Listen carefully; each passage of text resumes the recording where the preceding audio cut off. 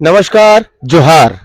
इस समय मैं खड़ा हूं रांची के ऐतिहासिक पहाड़ी मंदिर के पास, जिसे फांसी टुंगड़ी भी कहा जाता है। फांसी टुंगड़ी क्यों?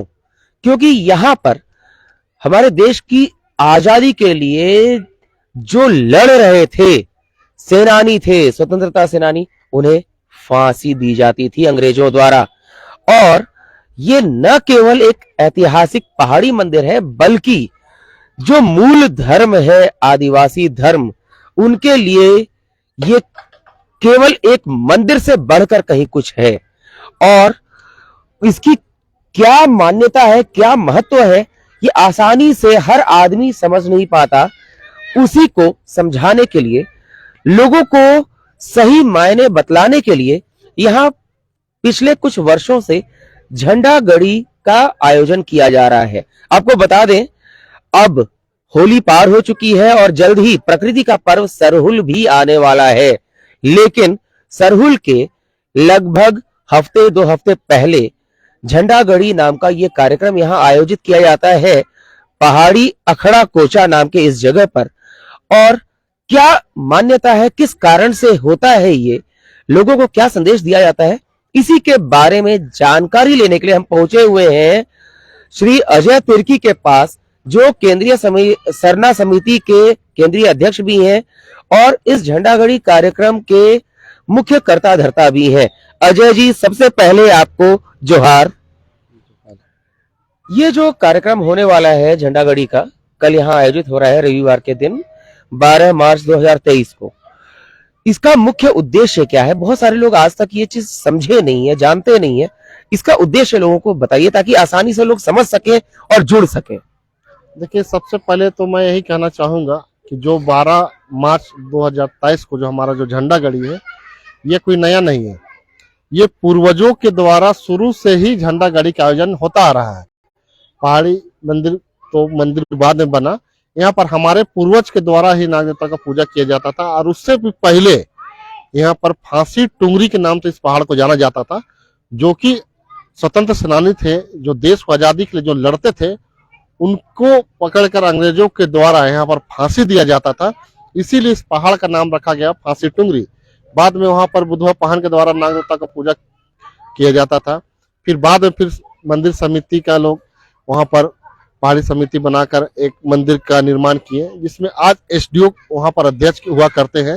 मैं ही कहना चाहता हूं कि हमारे जो संस्कृति है, धर्म है, इन सभी को भूलना नहीं चाहिए।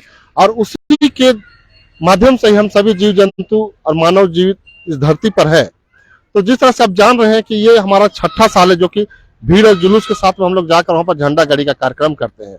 तो इससे भी पहले पूर्वजों के द्वारा हमारे पूर्वज झंडा गड़ी मतलब सरहुल के दिन में जाकर वहां पर कुछ लोग 2-4-5 लोग जाके अपना वाहन के द्वारा पूजा पाठ करके झंडा गाड़ दिया करते थे। लेकिन वो छोटा रूप में, जिसको कहे तो लोग को समाज में चाहे राज्य भर में लोग उसे नहीं जान पाते थे। तो हम लोगों ने 6 साल में यहाँ के समाज के अगुवा गणों के माध्यम से, मेरे नेतृत्व में यहाँ पर झंडा गड़ी का आयोजन किया गया, जिसमें फर्स्ट बार कहे 2017 में हम लोग फर्स्ट बार यहाँ झंडा गड़ी का आयोजन किए थे। जिसमें कहे तो एक आदित्य आनंद हुआ करते थे, जो एसडीओ होते थे, जो भोर सिंह से पहले थे। उस आदित्य आनंद जो एसडीओ हुआ करते थे, उसके साथ हमारी तुतु में हुई, बगझक भी हुई। और उस मतलब बगझक के साथ भी हम लोग वहां पर जिला प्रशासन के समक्ष वहां पर हम लोग झंडा गाड़ने का काम किए थे, ताकि हम समाज को ये बता सके कि हमारा जो पूर्वज जो छोड़ के गया है, धर्म, कर्म, संस्कृति, भाषा, उस सबको बचा के रखना हम समाज का अगुवाओं का कर्तव्य बनता है। इसीलिए हम लोग झंडा गड़ी का आयोजन करते आ रहे हैं। आज ऐसा देखा जा रहा है कि जैसे जैसे मॉडर्नाइजेशन यानी आधुनिकीकरण हो रहा है, आधुनिकतावाद है, इसमें चाहे समाज कोई भी हो, लोग अपनी संस्कृति से कटते जा रहे हैं। बहुत ज्यादा अपने आप को पाश्चात्य दिखाने के चक्कर में आधुनिक कपड़े, अपनी संस्कृति, अपने धर्म को छोड़ते जा रहे हैं। धर्म के बारे में जानकारी है, आयोजनों की जानकारी है, लेकिन उसमें शामिल होने से दूर रहते हैं। क्या संदेश देना चाहेंगे? देखिए, मैं यही तो कहना चाहूंगा, ये हमारे भारत देश की संस्कृति रही है कि सभी धर्मों का सम्मान और आदर करना चाहिए। और जो लोग समाज और धर्म से जुड़ के नहीं रहते हैं, मैं उसके लिए खास कर करना चाहता हूं कि आप लोग जिस धर्म से, जिस समाज से हैं, उस धर्म और समाज के लोगों के साथ जुड़िए, तभी हमारा देश विकास होगा, चाहे राज हो चाहे देश हो। और सभी धर्मों का सम्मान करना चाहिए। आप किसी भी जाति या धर्म में है उससे मतलब नहीं है, लेकिन आप जब किसी दूसरे धर्म का सम्मान कीजिएगा तभी आपको सम्मान और मान सम्मान मिलेगा। तो मैं ही कहना चाहता हूँ कि आप किसी भी जाति धर्म से हो उससे मतलब नहीं है, एक हर दूसरे धर्म का सम्मान करना चाहिए। और मैं खास कर उन लोगों से कहना चाहूंगा जो लोग कट जाते हैं, धर्म से लोग नहीं करते, उनको भी तन और मन और धन से समाज की रक्षा करनी चाहिए और सेवा करनी चाहिए। जैसा कि आपने बताया कि ये झंडा गड़ी कार्यक्रम कोई नया नहीं है, पूर्वजों द्वारा लंबे समय से चला रहा है, मतलब इसको सदियों से कहा जा सकता है।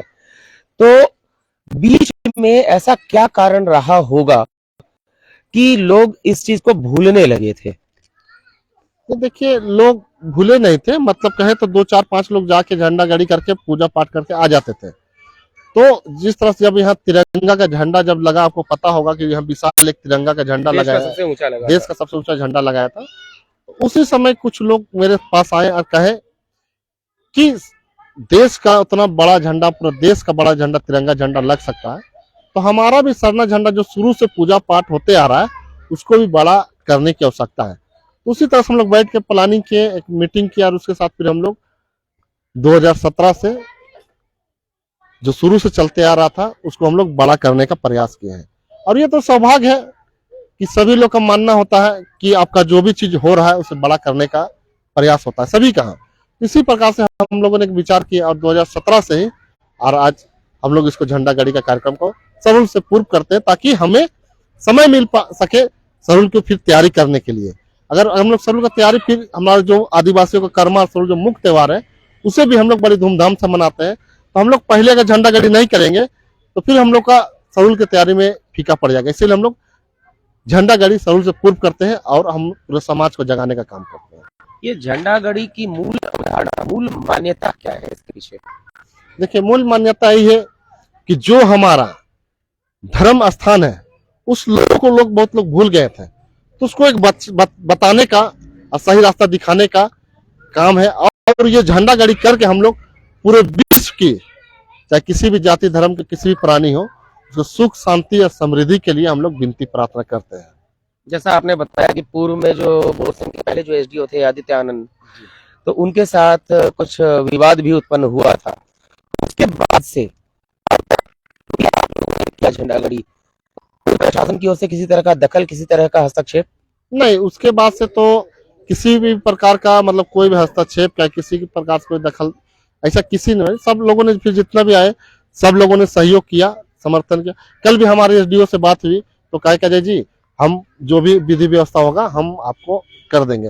और अभी जितने भी एसडीओ आए उसके बाद सभी लोगों का अच्छा विचार रहा, अच्छा समर्थन रहा। मैं सभी का सम्मान करता हूँ, प्रशासनिक विभाग में जो भी है सभी का सम्मान करते, चाहे उसी के माध्यम से भी हमारा राज सुख शांति रहती है और विधि व्यवस्था बनाने में सहयोग होता है। झारखंड एक आदिवासी बहुल राज्य है और सबसे ज्यादा शोषण भी आदिवासियों का ही हुआ है। सरकार प्रशासन की ओर से इस आयोजन में किसी तरह का सहयोग अभी तक मिला है या मिलने की उम्मीद आप करते हैं? देखिए, अभी तक तो कहे तो सरकार की तरफ से इस कार्यक्रम में कोई सहयोग नहीं रहा है। बस यही कहे तो एसडीओ के माध्यम से हमारे जो विधि व्यवस्था बनाने के लिए कुछ जिला बल के पुलिस आ जाते हैं हमारे सुरक्षा के दृष्टि से, और उसके बाद सहयोग के रूप में और ऐसा कुछ नहीं है। लेकिन हम लोग अपने सामाजिक और तरह से ही इसको अपने तरह से हम लोग हैंडलिंग करते हैं और उसी की तरह से फिर सामाजिक लोग मिल के हम लोग इसको आगे का पूरा विधि व्यवस्था का काम करते हैं। कल ही झंडा गड़ी है 12 मार्च को, और कल ही आदिवासी समाज की एक रैली भी है धर्म कोड की मांग को लेकर। दोनों ही महत्वपूर्ण काम है, दोनों ही महत्वपूर्ण कार्यक्रम है। क्या इससे ऐसा नहीं लगता कि बढ़ जाएंगे कई लोग, कुछ इधर कुछ उधर? देखिए, हमारा जो ये कार्यक्रम जो तय था, ये 12 मार्च को जो मोरबादी का जो रैली धर्म कोड को लेकर के किया गया है, इसको हमें जानकारी नहीं थी और हम लोगों ने पहले ही इसको 12 मार्च को इसको हम लोग घोषणा कर चुके थे, लोगों को निमंत्रण बांट चुके थे। उसके बाद में 12 तारीख को आपका मोरबादी में धर्म कोड को लेकर के रैली रखा गया, तो मेरा उसका समर्थन है तहे दिल से और मैं चाहता भी हूँ कि सरना कोड मिले। लेकिन मैं ही कहना चाहता हूँ कि जो चीज हमारा पूर्व से शुरू से चलते आ रहा है झंडा गाड़ी, ये हम लोग उससे पहले ही हम लोग तय कर चुके थे। तो अब जैसे भी हो, लोग वहां भी जाएंगे, यहाँ भी आएंगे, तो लोग का ही मानना है या मेरा भी यही मानना है कि अब मान के चल डेट तय हो चुका है, तो हम लोग जैसे भी उसको करेंगे। और मेरा तहे दिल से है कि सरना धर्म कोड मिले, ताकि ये राज्य की बात नहीं है, पूरे देश स्तर की बात है। पूरे देश में आज 15 करोड़ के आसपास आदिवासी हैं, तो सभी का मानना है कि धर्म कोड जो भी है, आज मान के चले हम लोग इस क्षेत्र में हम लोग सरना धर्म मानने वाले हैं, तो सरना कोड को मान्यता ज्यादा है इस क्षेत्र में। तो इस क्षेत्र में हम लोग सरना कोड ही मानते हैं। लेकिन पूरे देश स्तर पे क्या लोग मांग रहे हैं वो उनकी अपने ऊपर निर्भर करती है। लेकिन यही कहते हैं कि आदिवासी का कोई भी हो, लेकिन कोड मिलना चाहिए। जैसे हिंदू, मुस्लिम, सिख, ईसाई, जैन और बौद्ध, सभी का अपने अपने धर्म कोड है। तो इसको भी मैं चाहता हूं कि आदिवासी भी अपना धर्म, अलग है धर्म आदिवासियों का, क्योंकि ये पंडित के द्वारा नहीं, पाहन के द्वारा मरण से लेके जन्म से लेके मृत्यु तक का जो भी कार्यक्रम होता है, ये हमारे पाहन के द्वारा किया जाता है। तो इसलिए हमारा धर्म भी अलग है। जैसे हम शादी ब्याह करते हैं तो कोई भी तरह का दान दहेज नहीं लेते हैं। इसी प्रकार से मृत्यु हो जाती है तो हम लोग जलाने का काम बहुत कम करते हैं, उसको गाड़ दिया जाता है। और हमारा जो भी नेक दस्तूर है सब पाहन के द्वारा किया जाता है। तो हमारा सिस्टम भी अलग है। अब देखिए किसी भी धर्म में हमारा जो जमीन होता है, सामाजिक धार्मिक, जैसे भूत कथा, डाली कतारी, सरना, मसना, हड़गड़ी, ये चीज किसी भी धर्म में आपको नहीं मिलेगा।